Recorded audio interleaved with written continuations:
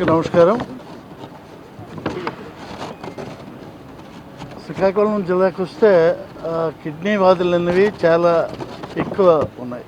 చాలామంది వందల మంది చనిపోయే రోజులు కూడా జరిగిపోయాయి.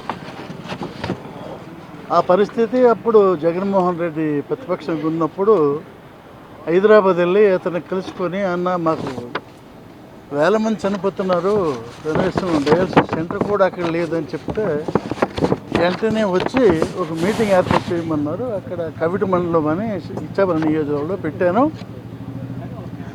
ఆ మీటింగ్ హాజరై అతను ఆ మీటింగ్లో చెప్పారు, దేని గురించి వస్తుందని కొంతమంది డాక్టర్లకి అడిగారు.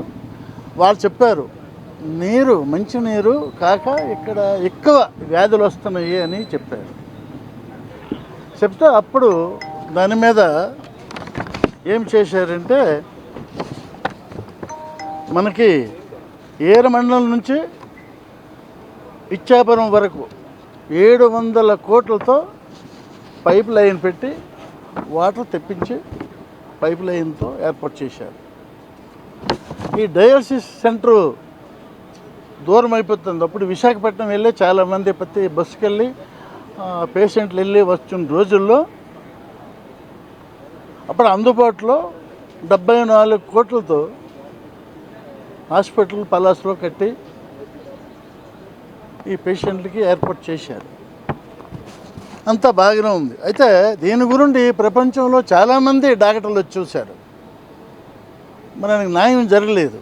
ఒక జగన్మోహన్ రెడ్డి తప్ప మరి అప్పుడు ఆ నాదులే లేడు. ఆ పరిస్థితి వచ్చింది. ఇప్పుడు ఏమంటామంటే, జగనన్న ప్రభుత్వంలో సుమారు 1400-1500 కోట్లతో ఈ కార్యక్రమం ఏర్పాటు చేశారు. ఇప్పుడు ఈ ప్రభుత్వం ఈ కిడ్నీ వ్యాధుల మీద డయాలసిస్ యూనిట్లు పెంచమంటున్నాం. ఎందుకంటే ఒక పేషెంట్ వెళ్తున్నాడు, అక్కడ బెడ్ ఖాళీ అయితేనే ఇంకోళ్ళకి ఇస్తున్నారు, లేకపోతే ఆ పరిస్థితి జాయిన్ చేసుకోవడం లేని పరిస్థితి వచ్చింది. కాబట్టి ఈ ప్రభుత్వాన్ని మేమేమని అన్వయించుకుంటామంటే, అంత కార్యక్రమం చేసి ప్రజలను ఆదుకున్నారు, మీరు కనీసం ఈ యూనిట్లు పెంచి ప్రజలకి న్యాయం చెయ్యాలా అని మేము డిమాండ్ చేస్తున్నాం. ఎందుకంటే ఈ భారతదేశంలో ఆంధ్ర రాష్ట్రంలో ఈ జిల్లాలో పలాస ఇచ్చాపురం అంత ఘోరం ఎక్కడా లేదు. 50% ఈ కిడ్నీ వ్యాధులు ఉన్నాయి అక్కడ. సముద్రం నీరా, బేల్ నీరా, ఇంకొకటి తెలియని పరిస్థితుల్లో చాలామంది వచ్చారు, నిపుణులు వచ్చి పరిశీలించారు, పరిశోధనలు చేశారు. ఒక మంచినీరు అంటే మంచినీరు అతను ఏర్పాటు చేశారు. ఇంకో ప్రస్తుతం మేమేటు మనవి చేసుకుంటున్నామంటే, కనీసం యూనిట్లు పెంచి అక్కడ పేషెంట్లకి న్యాయం చేయాలని మేము కోరుకుంటాం. కౌన్సిల్లోనూ నాడు నేడు ప్రోగ్రాం కింద చర్చించడం జరిగింది. అంటే నాడు నేడు ప్రోగ్రాము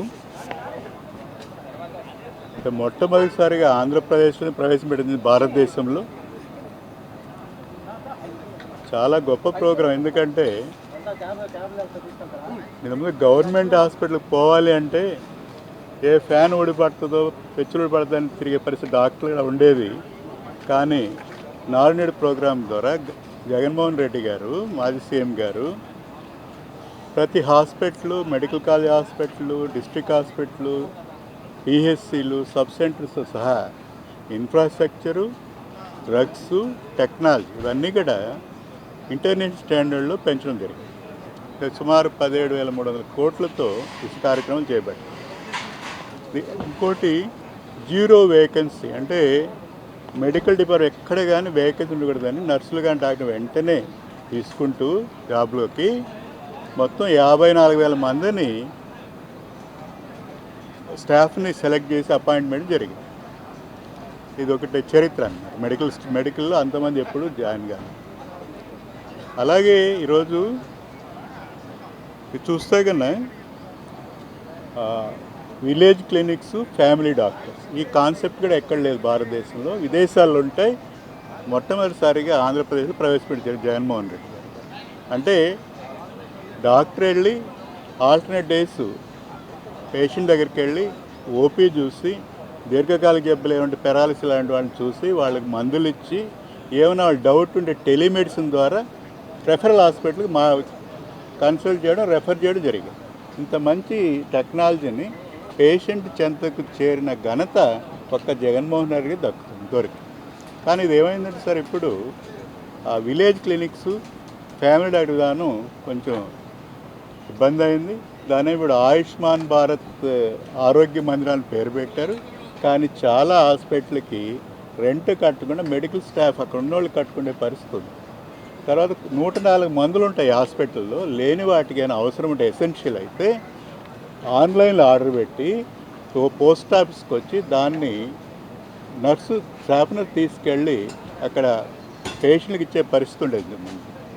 అలాగే అక్కడ బిఎస్సి నర్సులు ఉంటారు, వాళ్ళు ఇక్కడ మిడ్ లెవెల్ హాస్పిటల్స్ అంటే ఇందులో 25,000 శాలరీ, 15,000 ఇన్సెంటివ్ ఉండేది. వాళ్ళు అక్కడే ఉండి వైద్యం చేయాలి. కానీ ఇప్పుడు అది తీసేసి ఇవాడు అరాకొర ఇస్తున్నారు. ఆన్లైన్లో మందులు పర్చేస్ లేవు, అందులో ఇవన్నీ కుంటుపడ్డాయి. దీని మీద ఏమన్నా మీరు ఇప్పుడు పునరాలోచిస్తారా, దీని ఏమన్నా పునర్ చేస్తారా మళ్ళా అంటే మినిస్టర్ గారు ఏమి సరైన సమాధానం చెప్పలేదు. అలాగే ఇంకో ఇష్యూ సార్,